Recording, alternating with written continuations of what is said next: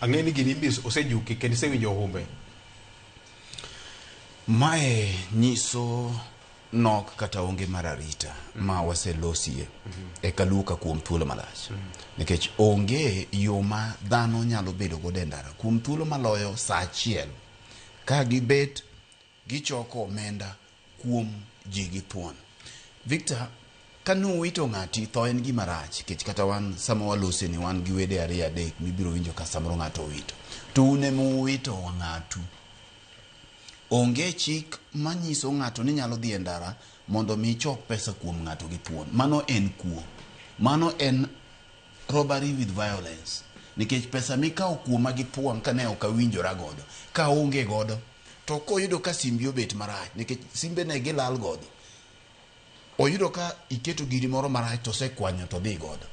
To mae timore kuom thuolo malach. Nyiso ni biro yudo ka dhano biro chako luoro ndarano.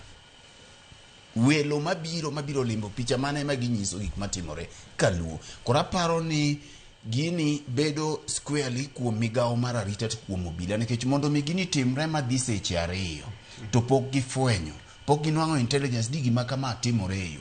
Bende jowuoth mane ikwalo kata imayo gigi miyo gi signal. Koro en gima rach. To mae en mana fuok wach mar bedo gi jok miluongo ni mbogigi ogo tach Kisumo. To mbogigi biro gik kama gibiro chako gichamo jok manochako gi giwegi. Sani kiloso tibiro do ka nitiere kweth mar kijende mopogore. Mbogigi no biro from Ashengwad, yani grube mag kijende. To gin grube ma tich magitimo onge. One, itiyo kodgi for hiring. Mar ariyo, josiasa tiyo kodgi kuom goyo siasa gi alwora mar Kisumo. Koro ka samoro weekend ni kuonde mane gichiemie onge, to nomiyo moko chako biro malach. Koro gibiro kamano ma giko ni koro gibiro chako ji mayo ji pesa e udi. To ma en gima kelo wich kuot, nikech onge ng'at man gi ratiro mar dhi e ndara mondo mi ochun ng'ato omiye pesa. Dhi ti matek. To koyudo liel to nitiere kaka isolo e liel. Tinde nitiere grube mag WhatsApp, anyuola moko bende winjo ka samoro jomoko keto arambe margi.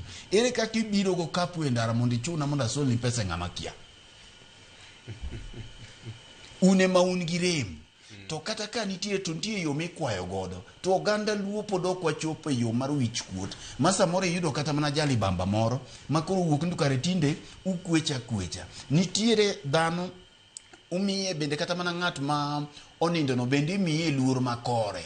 Unyalo dolo liendu e yo moro matin, nekech ok didhi chuna gi solo omenda mar ng'at mane ok ang'eyo. Kora paro ni migawo mar obila nyaka tim nono mondo kijende mane otimo gima kamaeni kik chak wuok kotimore e gima chielo. To Victor, mae bende duoki mane wach ma bende timore e weche ma waselosie mar onge mar arita ni.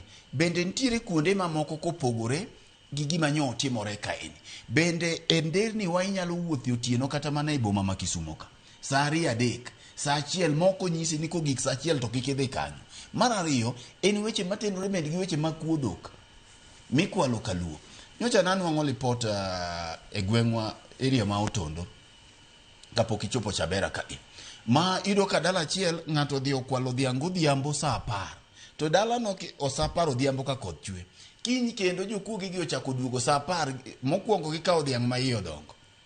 Kaeto kiny sa 10 ka piny dhiru, jogi ochako duogo ting'o dher miyo ni ruath. Ere kaka jokuoge bedo gi chir ma gikwal dhiang' e dala ariyo. To magi gin gik momako kite area ma Homa Bay te, kichaki duogo Kano, kichaki duogo nyaka Nyakach. Magi gin weche matenore gi onge mar arita e kwe. Chife gi ruodhi nyaka titijgi. Kapod ok gidwaro mondo mi jatend piny omigi obila mane iwache ka. Mae kigirita gin barasa mag siemo jopiny kende. Chife gi ruodhi gi jodong gweng' nyaka koro wuogi mondo ng'e ni to dhok mikwalo tikete probox gi onge mar arita ni ng'ama time, nekech samoro dhiang' achiel mane chiliel no ni godo chalo ne piny mangima mane mwandu ma en godo. Kaluwore gi weche mag arita kwe maonge kaluoni, nyaka wakwong wang'e gige ni to ginyalo bedo sorted out nang'o kapok wawuoye weche mamoko. Okay, erokamano ahinya. Senior